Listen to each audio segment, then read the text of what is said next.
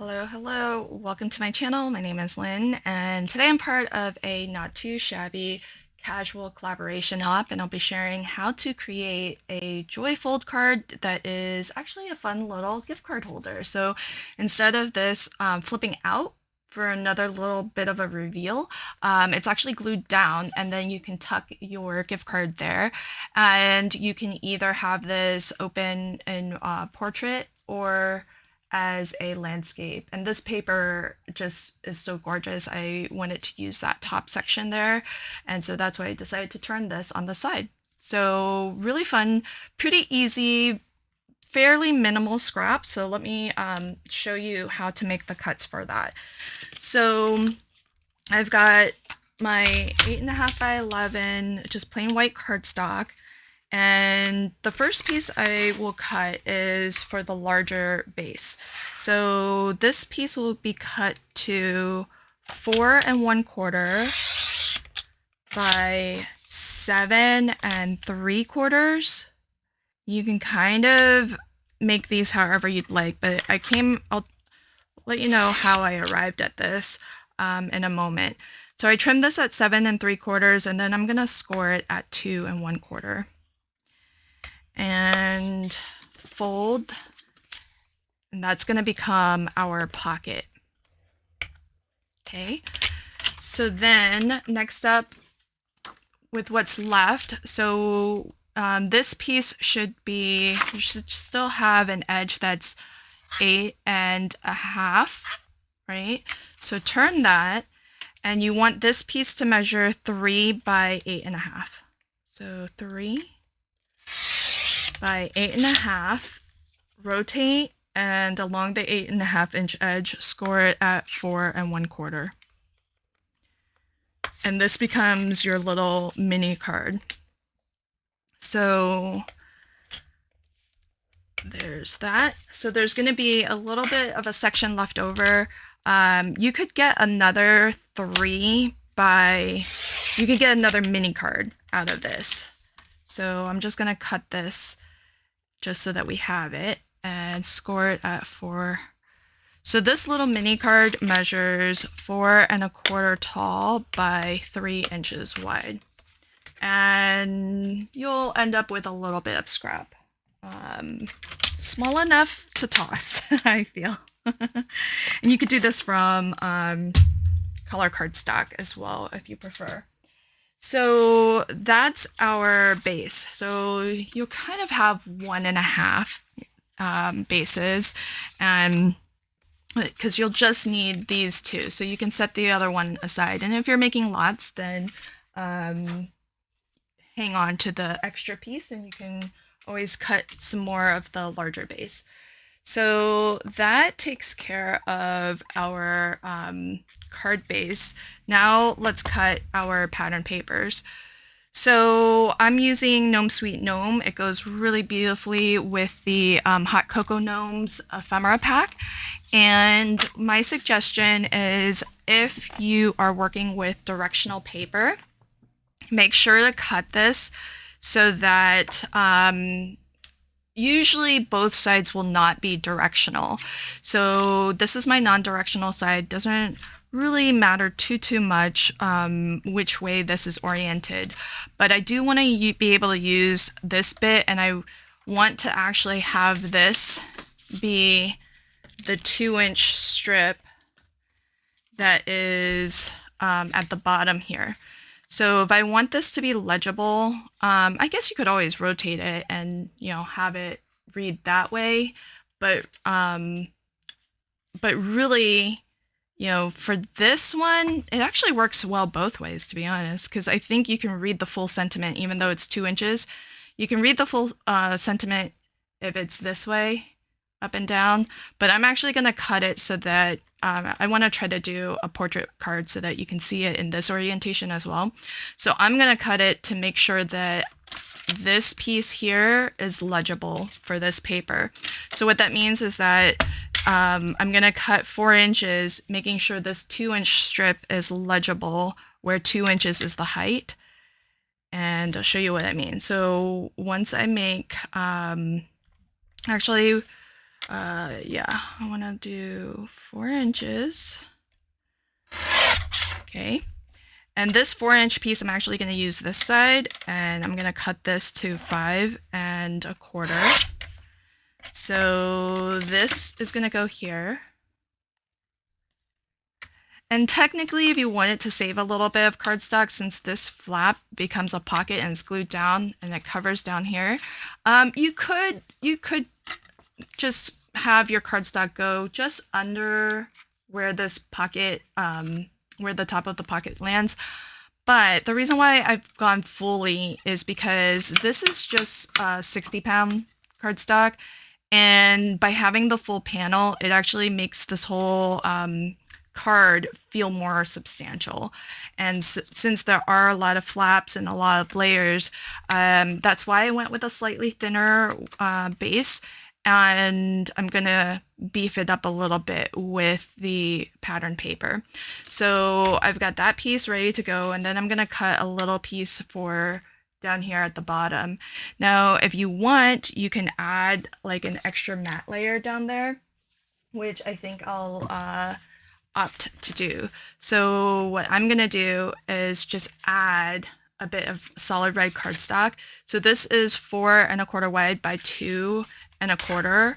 So I'll just trim a bit that is 2 1/4. And I don't want any of the white to show. So 2 1/4 by 4 1/4. Just giving you some different options for different looks that you can create with this. So here we have that. That'll give us a nice dividing line there. And then this bit of leftover from that piece, we're gonna cut to 4 inches, and it's already 2 inches. So now we have a nice matte layer behind that. And I think that's gonna look really, really lovely. And then there's this little bit of extra that you have from your pattern paper, these 2 bits of extra. And I'll show you how you can use at least one of them in a moment. So that is going to decorate this larger base piece. So let's go ahead and glue that down, or adhere these pieces down, just so that we have fewer pieces to work with. And as you decide on papers for the mini card that goes on top of this, at least this portion will be assembled, and it'll be easier to audition, preview out some pattern paper choices. I'm not going to glue that closed just yet. I'm going to wait until we get our mini card sorted, because that would need to, it's a little bit easier if that gets glued down first. Now, if you want to check out all of the other videos on this casual collaboration hop, then do expand the description box below, and you'll find a link to a playlist where we collect all of our videos. So I hope you'll hop along, check out what everybody else is sharing. We're all sharing Christmas projects or holiday projects. So if you're looking for some last-minute holiday card ideas, and gift cards are great last-minute holiday gifts. So that's why I decided to share this project. And I've got that down. Now my mini card, again, this measures 3 wide by 4 1/4 tall. So this is going to get adhered there. And so we want a bit of pattern paper on the front here. And for your pattern paper, you can choose whatever you'd like, especially just depending on what paper pad you're using and the ephemera that coordinates. But the piece that I've cut here is, again, 4 inches by 2 3/4. So I might we can bring in a little bit more red if we want to keep it with the reds. You could bring in another matte layer here to have another bit of solid pattern paper going all the way around. That might be a nice choice, so we get another frame, because it'll look a little something like that. And if you want this portion to stand out, it might be nice to have that also be red, and you have a nice red frame there. So I'll show you what that looks like. So since we have this, so that piece is 3 inches by 4 1/4. And I think I want a bit of, well, you could do this and then maybe just put your bit of ephemera. What I really love about these gnomes is they all have sentiments on the mug, so they're kind of ready to go. You don't even have to think about, oh, that's cute. Oh, this one actually doesn't have a sentiment, but here's one. Joy to the world. Oh, that looks kind of nice. So we could do something like that. Okay, so now to assemble. Let's get our top of this mini card. So I'll go ahead and attach this piece.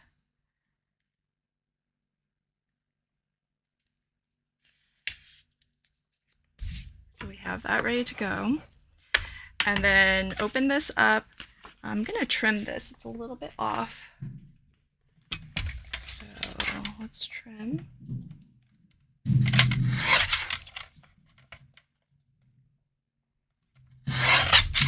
Okay. And then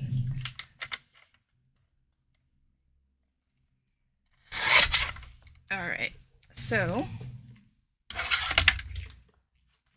now what you want to do is this little mini card, this needs to get glued into the card base, the larger card base. Okay. And all I'm looking to do is just really get an equal border, top, bottom, and right, because again, the pocket is going to get glued and over this, and it will kind of cover up this bottom, and that way if this is uneven, it's okay, because this is, we're going to seal this shut. So for this portion, again, I've got a little bit of overhang here, so I'm just going to trim that off. And same on this side. Again, probably not hugely important since we're gluing this down. Now, when you glue this down, you want to make sure this flap is open. And a liquid adhesive is really good for this, so that your as you're sticking your gift card in, it doesn't kind of get stuck on the glue. Now, you can glue, you really only need enough width to tuck a gift card, so you can glue, I aim for about 1/4 of an inch, but really you could go more than that if you wanted. And so you can see I just have a little bit of glue top and bottom, and then I'll burnish that, give it a little bit of time to dry, but really you just need enough room to tuck this in so that it's hidden behind this flap. So now we can decorate the front. Since everything is flat and assembled. Now, this was what's left over from our pattern paper. So for this piece, this is already 4 inches. So you could add this little strip on the inside. I might mix and match this with a different card, but that's one thing that you could do just to decorate the top a little bit. You could add this on the inside of your card like this, and you have a little bit of an extra decorative element which I think is kind of cute. And then you could write your message up here, and then your gift card would be down there. So that's an option. So for example, if I wanted to do that on this card, I could, which I think I'll use these elements on this card because there's going to be a lot of this pattern already here. So I could just add these little extra bits here. So if you want this to be no scrap, it could be. You could use these little extra bits on the inside. These scraps aren't too terribly big. If you wanted to just leave it at that, you could, but since we have this piece, why not? And it's got an extra little sentiment, so I'll add it. So here's where, if you're making multiples of these, it's really nice to have a lot of different pattern papers cut down so that you can mix and match your papers, and that way inside, outside can get decorated with a lot of different variety of cards. So that's that one finished, and then let's go ahead, and I think I really just need this this gnome on the front here.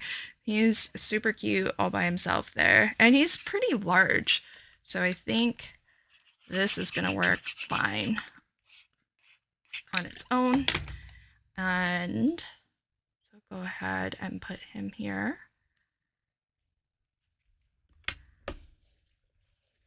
And that's going to finish off this card. So two versions. You have a landscape version of the Joyfold with the extra scraps on the inside, so we can make use of everything, or the portrait version where this flips up and you can have some space to write your message on the inside. So that's my project for today. I hope you enjoyed this fun little Joyfold gift card holder. Do hop along by expanding that description box and clicking on the playlist, where you'll find even more Christmas holiday inspiration featuring Not Too Shabby in this fun casual collaboration hop. Thanks again, and until next time, happy crafting and have a fabulous day. Bye.